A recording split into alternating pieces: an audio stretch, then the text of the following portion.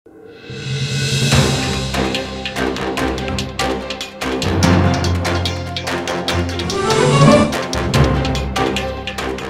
অসময়েও আপনাদের নাজিম জয় শোতে সুস্বাগতম জানাচ্ছি। আপনারা নাজিম জয় শোর যে কয়টি পর্ব দেখেছেন খুবই আগ্রহ ভরে দেখেছেন এবং পর্বগুলো আপনারা গ্রহণ করেছেন। আমি তারই ধারাবাহিকতায় আজ যে পর্বটি আপনাদের সামনে নিয়ে এলাম তার জন্য যিনি অতিথি হয়ে এসেছেন তিনি অত্যন্ত বিতর্কিত একজন মানুষ।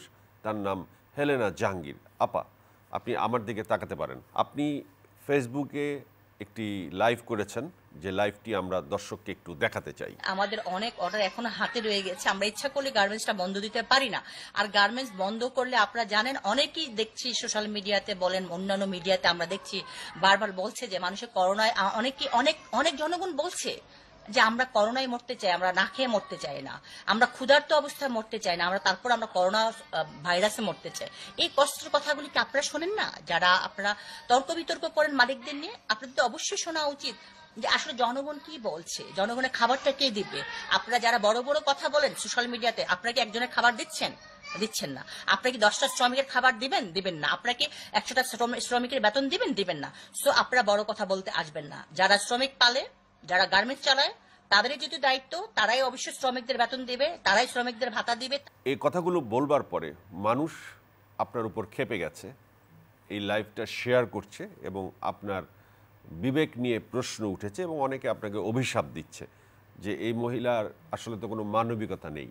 আপনি যে গার্মেন্টস শ্রমিকদেরকে নিয়ে বললেন যে তাদেরকে আপনারা খাওয়ান, কেন?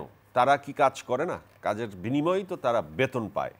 আপনি বললেন যে করোনায় মরে যেতে চায় মানুষ, কিন্তু না খেয়ে মরতে চায় না। এই ধরনের কথা বলার অধিকার আপনাকে কে দিয়েছে?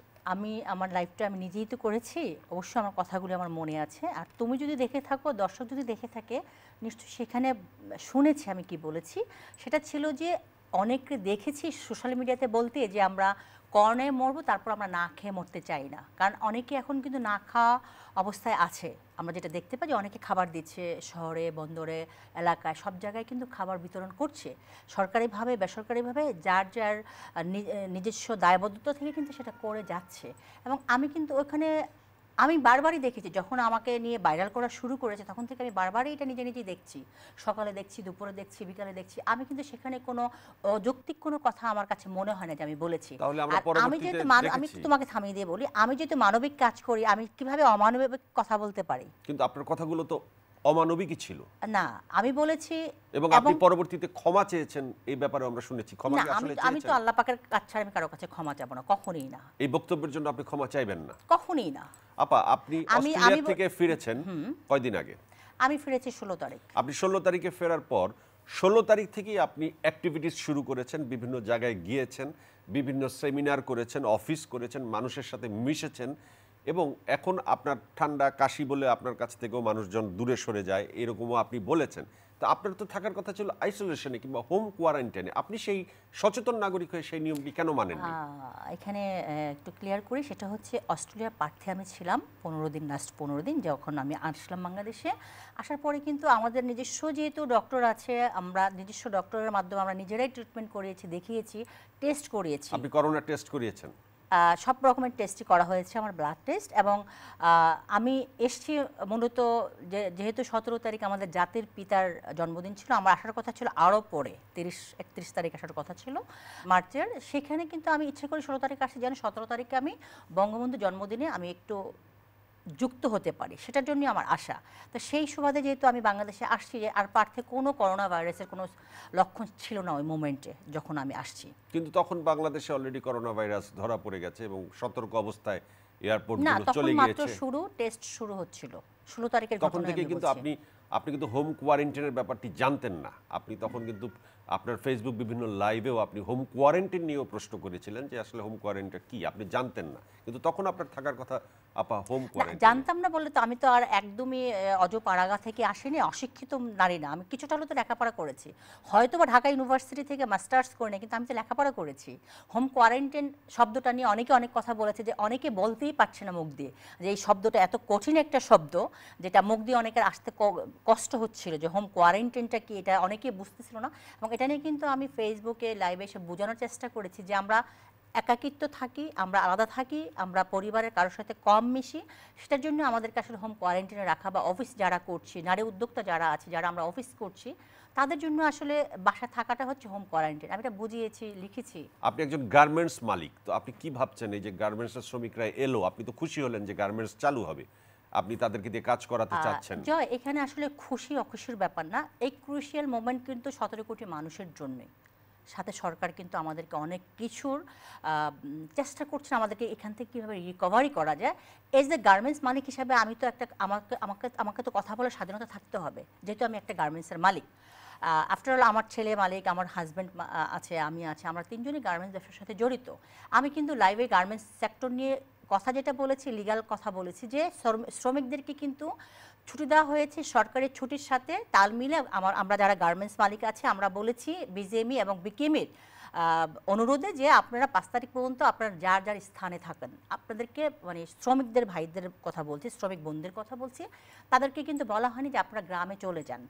তাদেরকে যখন বলা হচ্ছে, কারণ সবাই জানে যে প্রত্যেকটা সেক্টর, গার্মেন্টস সেক্টরে যারা আমরা আছি, যে আমাদের 5 তারিখ থেকে 7 তারিখ অথবা 10 তারিখের মধ্যে আমাদেরকে স্যালারি পে করতে হয়। সেই সুবাদে তাদেরকে বলা হয়েছে তোমরা 5 তারিখ পর্যন্ত যার যার স্থানে থাকো, তোমরা 5 তারিখের পরে যোগাযোগ করবা অথবা তোমাদেরকে জানিয়ে দেওয়া হবে। আমরা কিন্তু ঠিক 4 তারিখ রাতেই কিন্তু বিজেএমই আবার কিন্তু ডক্টর রুবানা হক কিন্তু বলেছে যে 11 তারিখ পর্যন্ত এটা এক্সটেন্ড করা হলো। তো এই অপেক্ষাটুকু কিন্তু শ্রমিকের করা উচিত ছিল, নাম্বার 1। নাম্বার 2 হচ্ছে সেই রাতেই কিন্তু আবার 11 তারিখ থেকে ডাইভার্ট করে নেওয়া হয়েছে 14 তারিখে। তা আমরা তো সেইভাবেই সেই ক্ষেত্রটা চিন্তা করেই কিন্তু সেখানে 14 তারিখ পর্যন্ত করেছি, নাম্বার 2। 3 নাম্বার হচ্ছে যারা ক্রয় আদেশ, যেটাকে আমরা বলি যে বায়ারের যে রিকোয়ারমেন্ট, অনেক অর্ডার আমাদের হাতে, আমার নিজস্ব গার্মেন্টসের কথাই বলছি, এবং আমার জানা মতে বাংলাদেশ সবকটা গার্মেন্টস সেক্টর, যেটা বিজেএমই লিস্টেড হচ্ছে 4000 গার্মেন্টস আছে, সবকটা গার্মেন্টসে মোটামুটি কিন্তু অর্ডার আছে। সেক্ষেত্রে আমাদের কিন্তু আগামী 3 মাসের অর্ডার আমার গার্মেন্টসে আছে, আমার নিজের গার্মেন্টসের কথাই আমি বলছি। এই 3 মাসের অর্ডারে যে এই ক্রয় আদেশ দেওয়া, আমরা টাকা নিয়েছি, এই চীন থেকে কাপড় আনা হয়েছে, সেই টাকাটা তো আমাদের অলরেডি আমরা ব্যাংক থেকে নিয়ে নিয়েছি। সেই টাকাটা আমরা কোত্থেকে দেবো যদি আমরা এই অর্ডারটা না করতে পারি?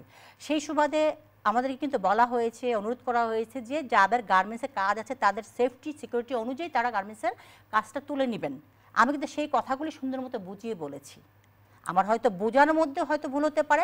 আপনি বিভিন্ন সময় ফেসবুকে আরো নানান রকমের স্ট্যাটাস দেন, যেটা অনেক সময় গুজবের জায়গায় পৌঁছে যায়, যে গুজবে কান দিতে মানা করেছে সরকার। আপনার কথাগুলো অনেক সময় গুজবের জায়গায় পৌঁছে যায়, অনেক আনঅথেন্টিক স্ট্যাটাস আপনি দেন। এই ব্যাপারে আপনার বক্তব্য কি? মানে এটা কার কাছে আনঅথেন্টিক মনে হলো? মানুষ বলে, তুমি তো বলছো না। আমি মানুষের কথা বলছি। আচ্ছা, তো সেক্ষেত্রে আমি যদি বলি যে আমি যেটা লিখি এটা হয়তো গুজবের না, কিন্তু মানুষ ইচ্ছে করে গুজব ছড়ায়। কারণ বাংলাদেশে আমরা যারা আছি, যারা আমরা কাজ করি, যারা আলোচিত, তাদেরকে মানুষ সমালোচনার মুখোমুখি। আপনি এত আলোচিত হলেন কি করে?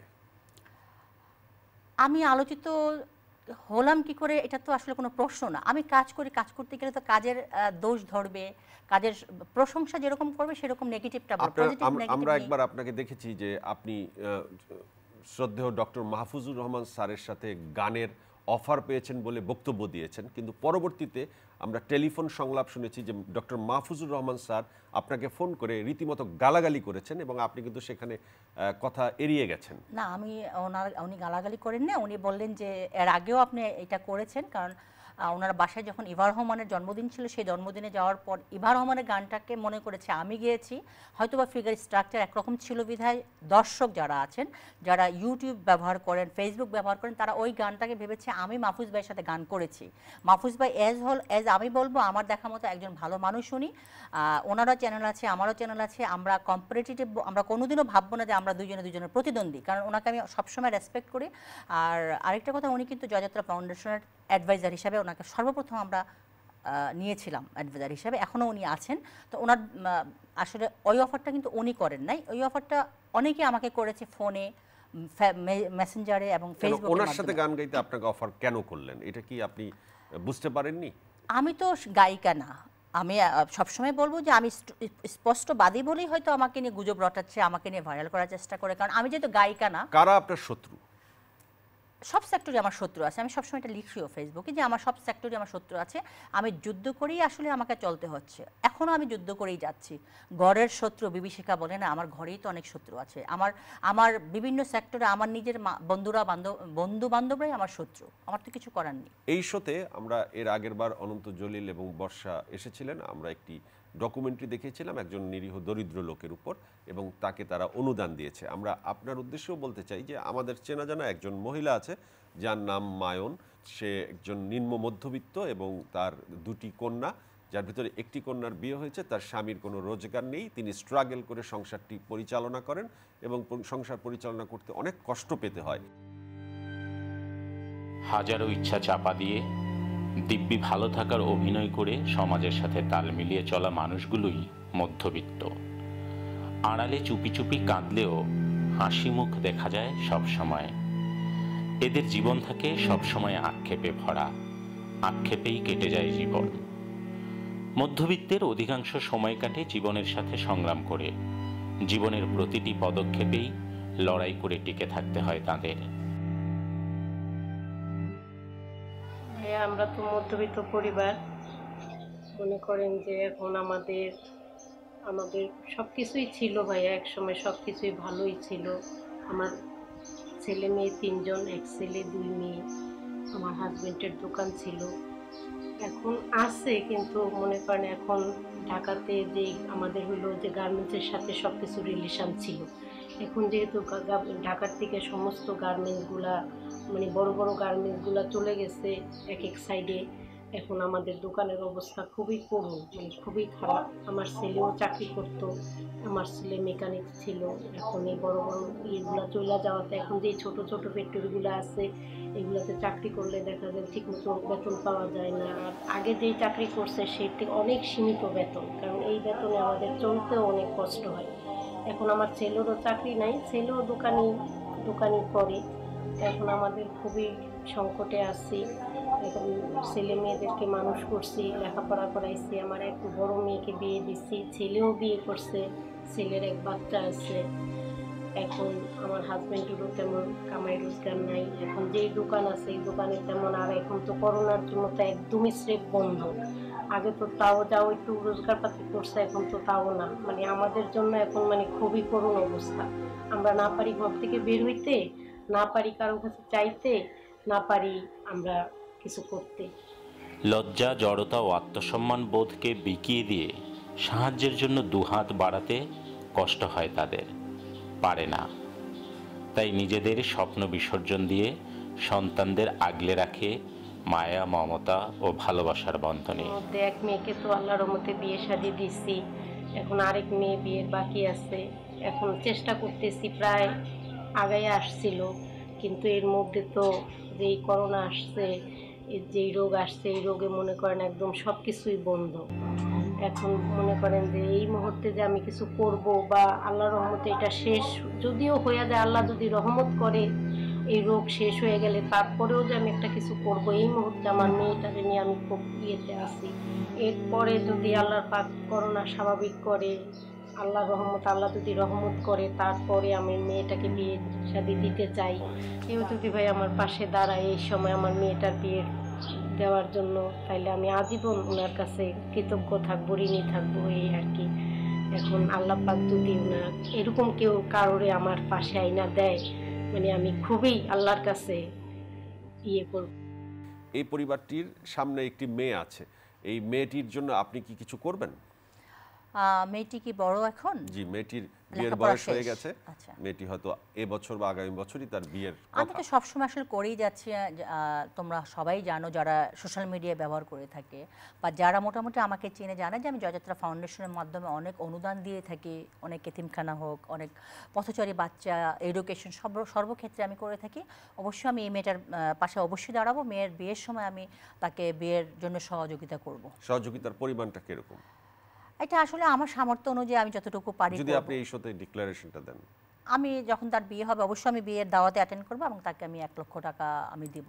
আমি এই শোয়ের মাধ্যমে আমি কমিটমেন্ট করেছি যে সেই বিয়েতে আমি অ্যাটেন্ড করব এবং মেয়ের হাতে আমি 1 লক্ষ টাকা তুলে দেব। আপনাকে অসংখ্য ধন্যবাদ এই শোতে আসবার জন্য। শেষ কোনো কথা দর্শকের উদ্দেশ্যে বলতে চান যে আপনাকে নিয়ে ভুল বুঝাবুঝির অবসান শেষ হতে পারে? দর্শকদের বলবো যে সবসময় তো আমাকে নিয়ে ভাইরাল করে আসলে তাতে আমি কিন্তু মোটেও অডিট না। আমি আমার কাজ চালিয়ে যাব, আমি মানবতার কাজ করি, আমি বিভিন্ন সেক্টরে বিভিন্নভাবেই পরিচিত, যেহেতু আমি একজন গার্মেন্টস ব্যবসায়ী। আমি ব্যবসার সময় ব্যবসার কথাই বলবো। আমি যখন চ্যানেল চালাই, যেহেতু জয়যাত্রা টেলিভিশন আছে, সেই চ্যানেল যখন চালাই তখন চ্যানেলের কথা বলবো।